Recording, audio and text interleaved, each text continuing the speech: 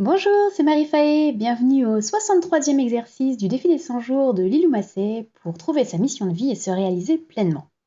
L'exercice du jour s'intitule La générosité et Lilou nous y explique qu'être sur le chemin de notre mission de vie est un privilège qui va de pair avec le don de soi. Ne pas compter ses heures, échanger, partager, donner et ce, sans condition et surtout avec le cœur. La générosité revient toujours à nous de toute façon, sous une forme ou sous une autre. Le défi du jour consiste à être généreux de deux façons.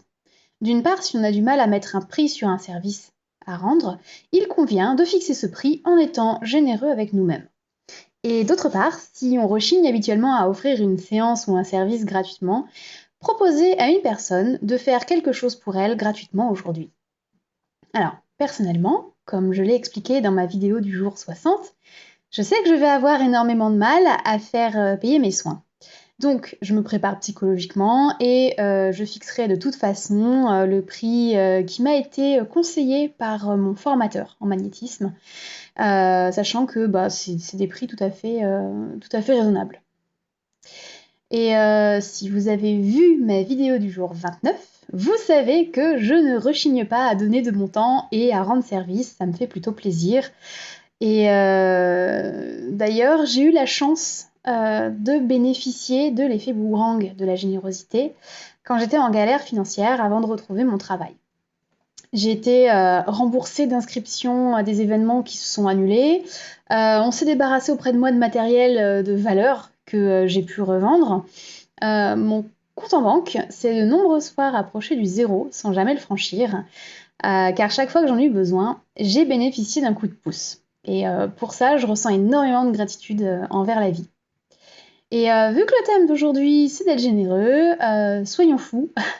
Je propose aux membres du groupe Facebook de Lilou pour la mission, à ceux que ça intéresse, je peux, si vous le souhaitez, vous calculer vos 8 pierres de chemin de vie. Voilà, c'est si ça vous intéresse. Euh, Côté tarot, je trouve ça assez magique, mais j'ai tiré la carte de l'épanouissement, qui est donc ici, voilà, et qui représente la reine arc-en-ciel au summum de sa floraison, et dont les manches sont pleines de semences que le vent disperse partout, sans distinguer si les graines tomberont sur un sol fertile ou sur des rochers. Ce qui n'est pas important, car elle les répand simplement pour célébrer la vie et l'amour.